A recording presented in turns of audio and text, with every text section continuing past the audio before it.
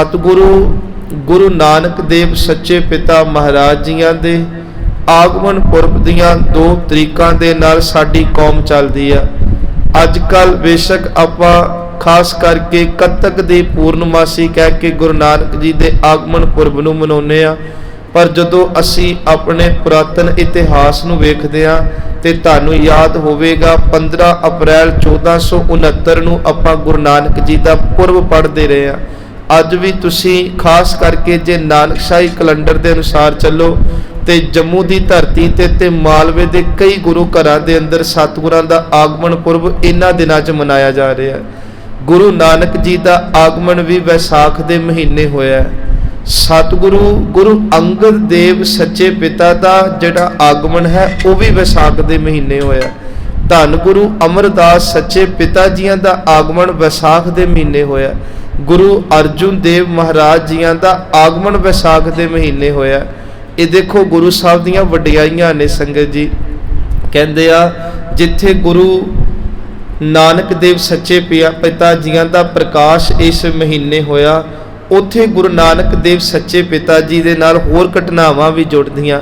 जिवें गुरु नानक देव महाराज जी बाबा देखै ध्यान धर जल दी सब पृथ्वी तिस आई, बाजो गुरु गुबार है कर दी सुनी लुकाई, बाबे भेख बनाया उदासी की रीत चलाई, चढ़िया सोधन धरत लुकाई।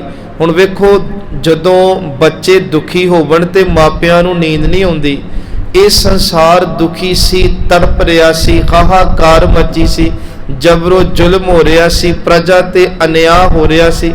सच एवे बहुत धर्म दे नां ते दुनिया लुटी पुटी जा रही सी।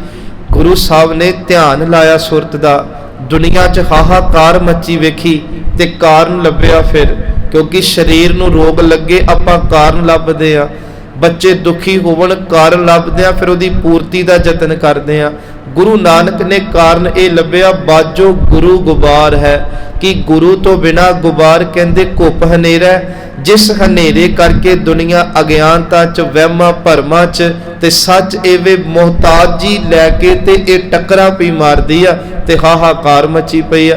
हुण देखो सतगुरु गुरु नानक देव महाराज जी ना कहंदे चढ़िया सोधन धरत लुकाई, ते जिद्दन सतगुरु जी इस दुनिया दा भला करन दे लई जिन्हां नूं असीं कहने आ उदासियां दी शुरुआत करनी, उधर नूं तुरे, अपने परिवार बच्चियां दा मोह त्याग के तुरे ते शास्त्र दे नाल सच एवे दुनिया नूं चंगे पासे धर्म दे पासे एक अकाल दी पूजा वाले पासे लाण तुरे। उदन भी वैसाखी दा दिन सी। सुनियो ध्यान दे नाल, गुरु नानक देव महाराज जी पुत्रां दा मोह छड्डदे आ, परिवार दा मोह छड्डदे आ।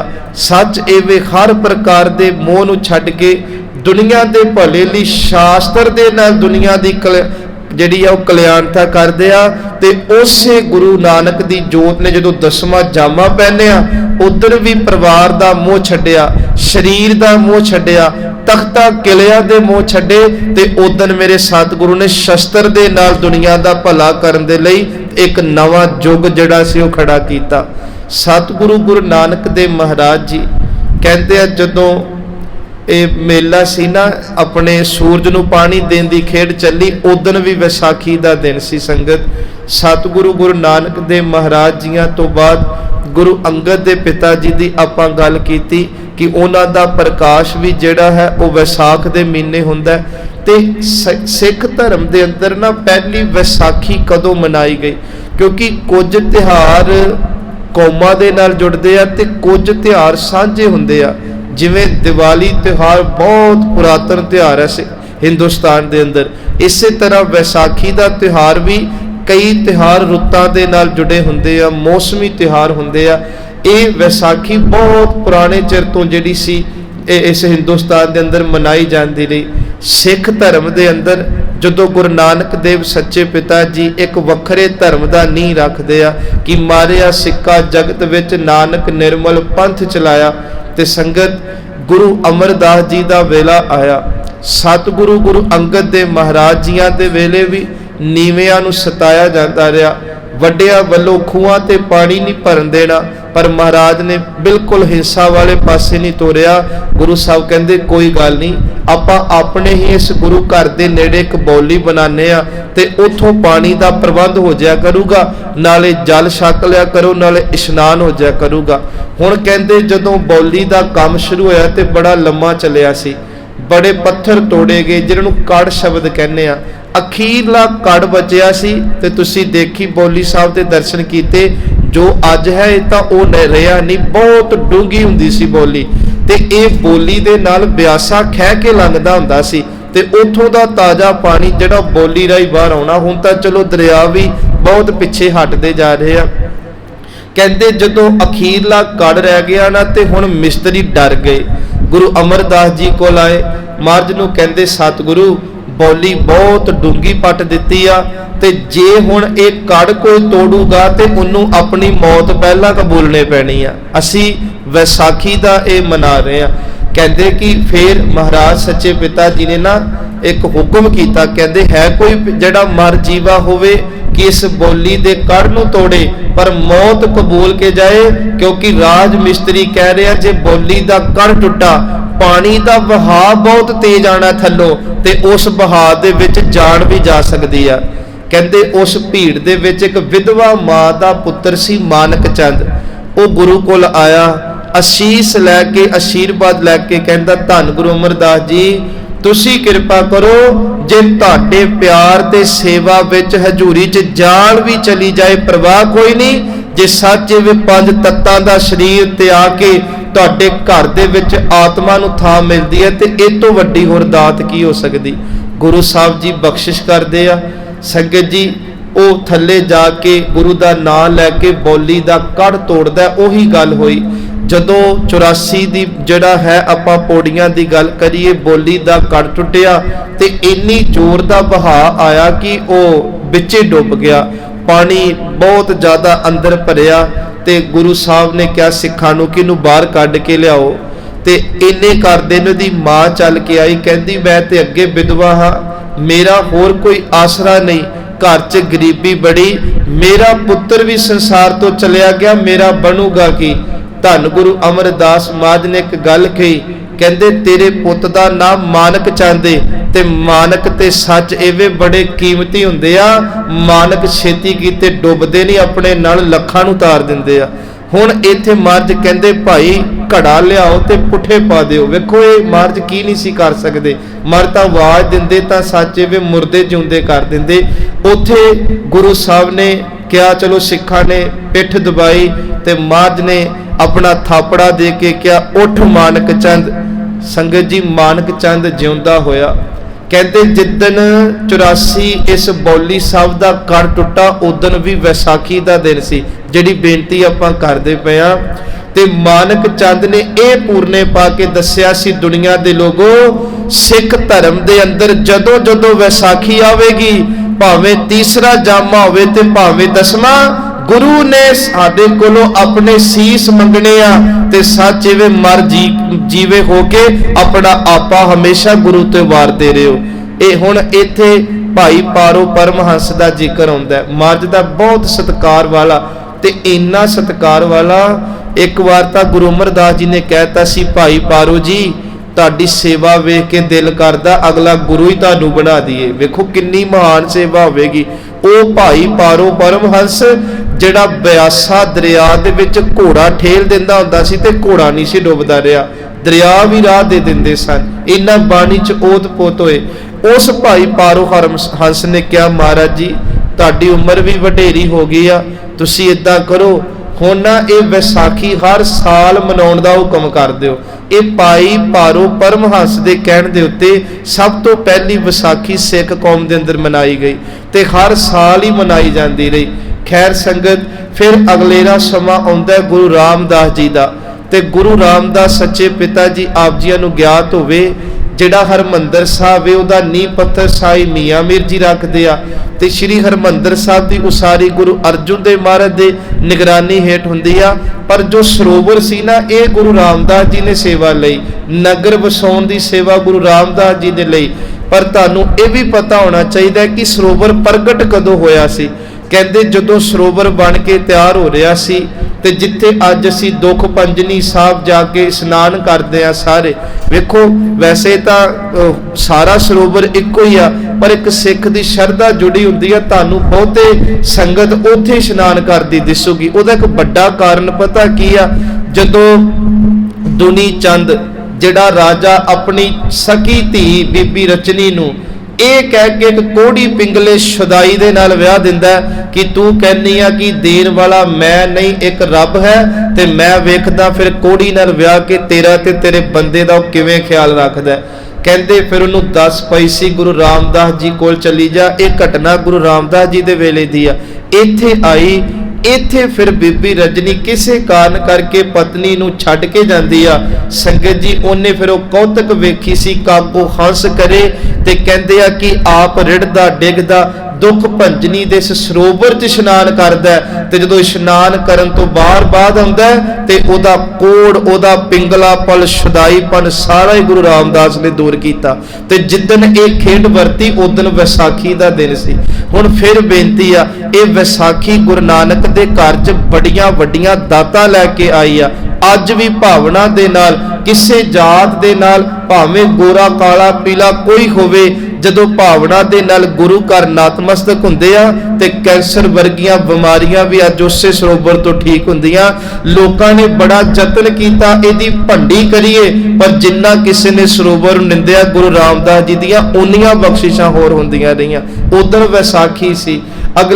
ਅਗਾ ਸਮਾਂ ਆਇਆ ਜੀ ਗੁਰੂ ਆਪਣੇ ਅਰਜੁਨ ਦੇਵ ਮਹਾਰਾਜ ਦਾ, ਉਹਨਾਂ ਦਾ ਪ੍ਰਕਾਸ਼ ਵੀ ਵਿਸਾਖ ਮਹੀਨੇ ਹੋਇਆ।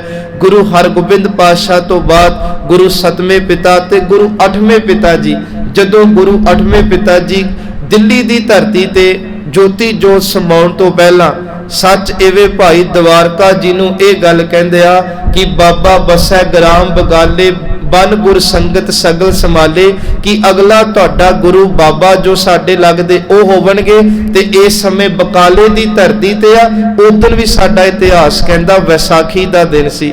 ਗੁਰੂ ਗੋਬਿੰਦ ਸਿੰਘ ਸੱਚੇ ਪਿਤਾ ਦਮਦਮਾ ਸਾਹਿਬ ਦੀ ਧਰਤੀ ਤੇ ਆ, ਆਪਣੇ ਪਰਿਵਾਰ ਨੂੰ ਵਾਰ ਚੁੱਕੇ ਆ। ਉਸ ਸਮੇਂ ਅਮਨ ਅਮਾਉਣ ਦਾ ਸਮਾਂ ਆਇਆ। ਭਾਈ ਮਣੀ ਸਿੰਘ ਨੂੰ ਲਿਖਾਰੀ ਬਣਾਇਆ। ਬਾਬਾ ਦੀਪ ਸਿੰਘ ਕਲਮ ਤੇ ਦਵਾਤ ਦੇ ਸਿਆਹੀ ਦਾ ਪ੍ਰਬੰਧ ਕਰਦੇ ਆ।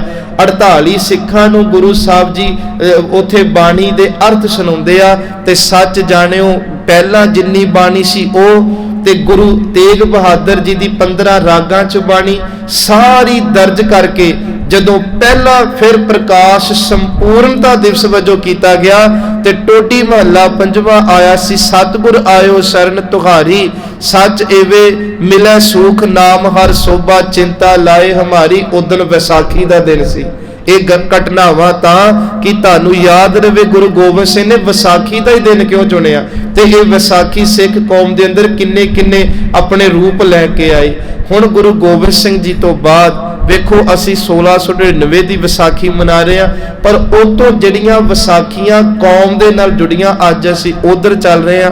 ਫਿਰ ਕੱਲ ਨੂੰ ਇੱਕ ਨਵਾਂ ਅਸੀਂ ਵਿਸ਼ਾ ਲੈ ਕੇ ਤੁਰਾਂਗੇ। ਸੰਗਤ ਜੀ ਗੁਰੂ ਸਾਹਿਬ ਦੇ ਤੋਂ ਜਦੋਂ ਇਹ ਚਲੋ ਸਮਾਂ ਲੰਘਿਆ, ਸਨ 1721 ਦਾ ਸਮਾਂ ਆਇਆ। ਇਹ ਉਹ ਸਮਾਂ ਸੀ ਜਦੋਂ ਗੁਰੂ ਗੋਬਿੰਦ ਸਿੰਘ ਜੀ ਤੋਂ ਬਾਅਦ ਸ਼ਹੀਦ ਭਾਈ ਮਣੀ ਸਿੰਘ ਜੀ ਦਰਬਾਰ ਸਾਹਿਬ ਦੇ ਹੈੱਡ ਗ੍ਰੰਥੀ ਰਹੇ। ਤੇ ਗੁਰੂਆਂ ਤੋਂ ਬਾਅਦ ਜੇ ਕੋਈ ਪਹਿਲਾ ਸਿੱਖ ਹੋਇਆ ਜਿਹਨੇ ਦਰਬਾਰ ਸਾਹਿਬ ਕਥਾ ਕੀਤੀ ਉਹ ਭਾਈ ਮਣੀ ਸਿੰਘ ਹੋਏ। ਅੱਜ ਜਿੰਨੀ ਮਰਿਆਦਾ ਦਰਬਾਰ ਸਾਹਿਬ ਵੇਖਦੇ ਹੋ ਭਾਈ ਮਣੀ ਸਿੰਘ ਨੇ ਬਹਾਲ ਕੀਤੀ। ਭਾਈ ਮਣੀ ਸਿੰਘ ਨੇ ਬੜੀ ਯੋਗ ਅਗਵਾਈ ਕੀਤੀ। ਭਾਈ ਮਣੀ ਸਿੰਘ ਜੀ ਦਾ ਸਾਰੀ ਕੌਮ ਸਤਿਕਾਰ ਕਰਦੀ ਰਹੀ। 1716 ਦੇ ਵਿੱਚ ਜਦੋਂ ਗੁਰਦਾਸ ਨੰਗਲ ਗੜੀ ਤੋਂ ਬਾਬਾ ਬੰਦਾ ਸਿੰਘ ਬਹਾਦਰ ਨੂੰ ਫੜ ਕੇ ਤੇ ਦਿੱਲੀ ਵਿੱਚ ਲਿਜਾ ਕੇ ਫਰਕਸ਼ੀਅਰ ਦੇ ਹੁਕਮ 'ਚ ਸੱਚ ਏਵੇਂ ਸ਼ਹੀਦ ਕੀਤਾ, ਉਸ ਤੋਂ ਬਾਅਦ ਸਿੱਖ ਕੌਮ ਦੇ ਅੰਦਰ ਦੋਫਾੜ ਪੈ ਗਿਆ।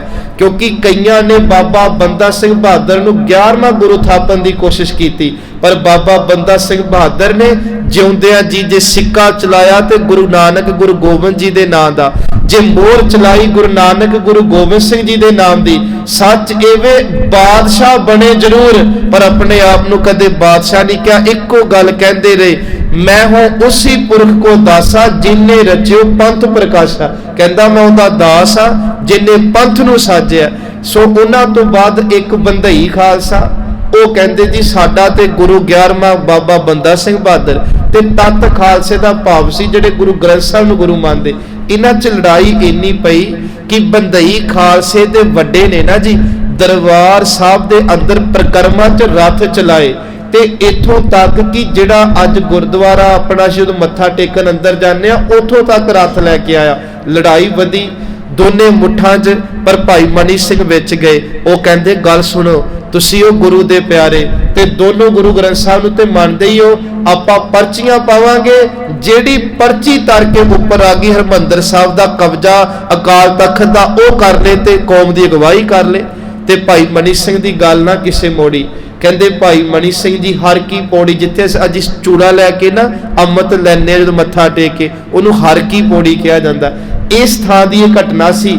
ਕਹਿੰਦੇ ਦੋ ਪੌੜੀਆਂ, ਇੱਕ ਤੇ ਲਿਖਿਆ ਗਿਆ ਬੰਦਈ ਖਾਲਸਾ, ਇੱਕ ਤੇ ਲਿਖਿਆ ਗਿਆ ਤਤ ਖਾਲਸਾ।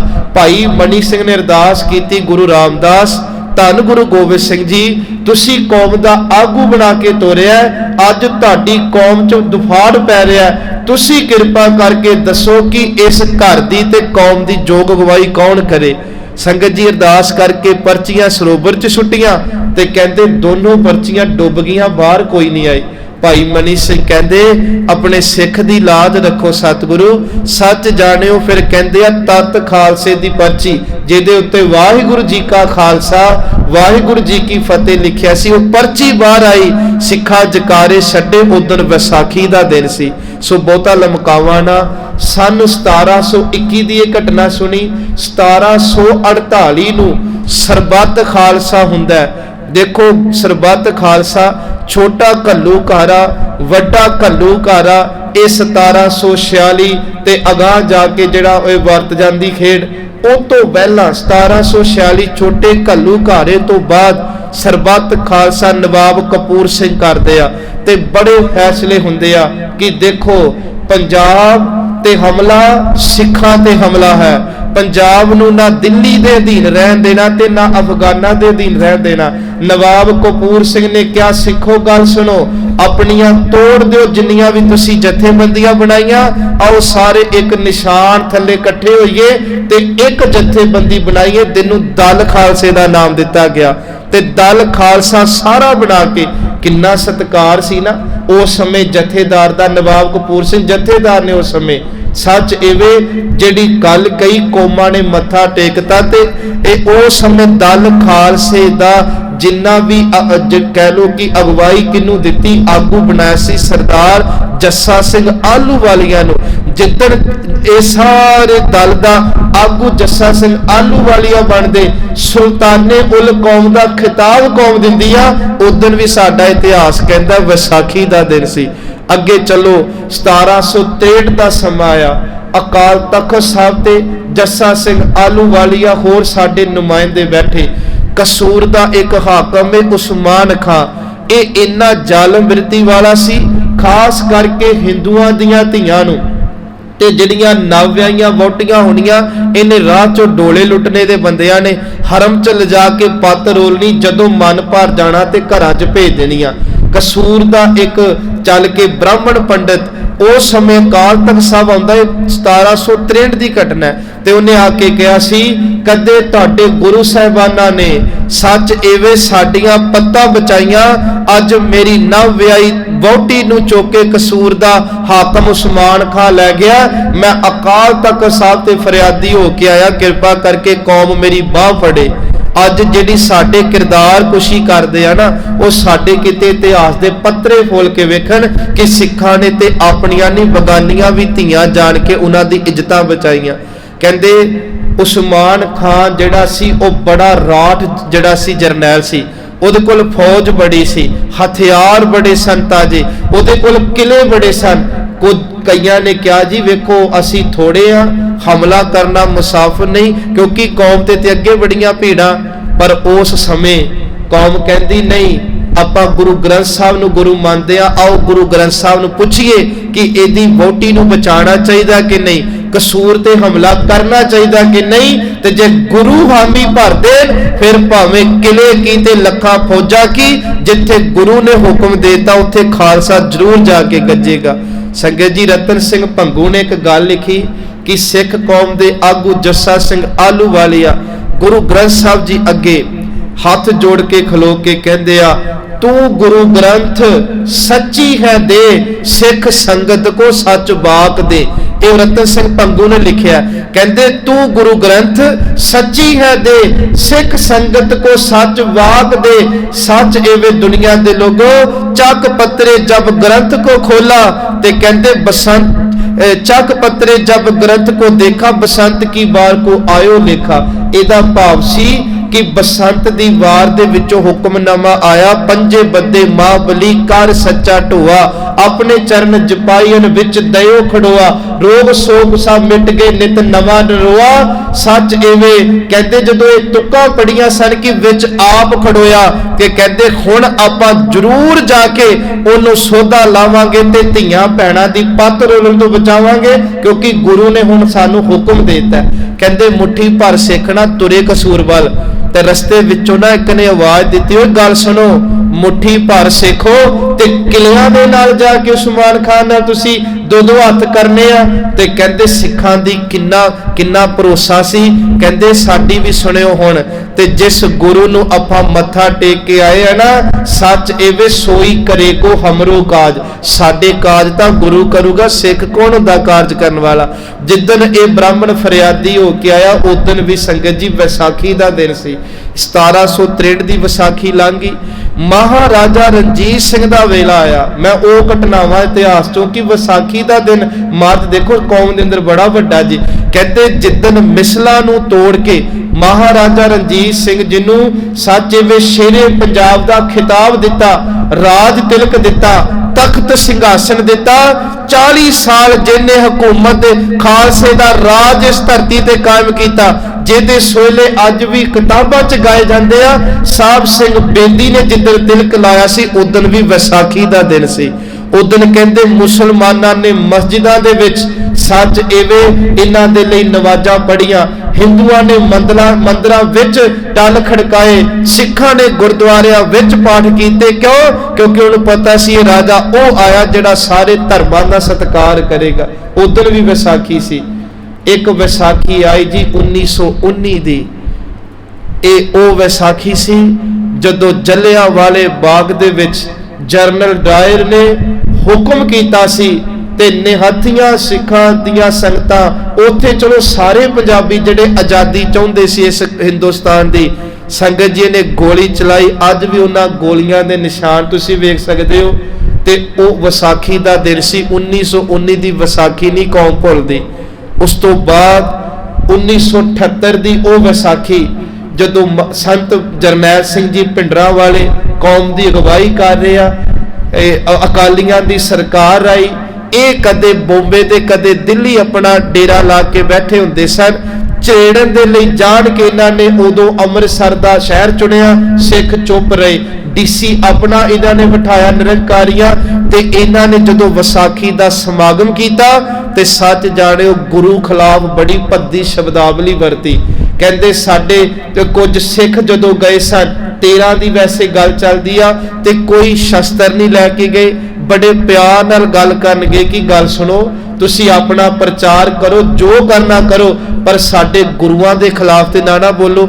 इन्नी गल कही, उन्हां गए होए सिखां नूं इन्हां ने मारिया, वड्डिया, टुकिया, ते सच जाणिओ मुड़ के फिर साडे ते ही परचे पा के कहंदे सी तुसी उत्थे लैण की गए, सानू ही मारिया, सानू ही वड्डिया, साडियां ही शहीदां।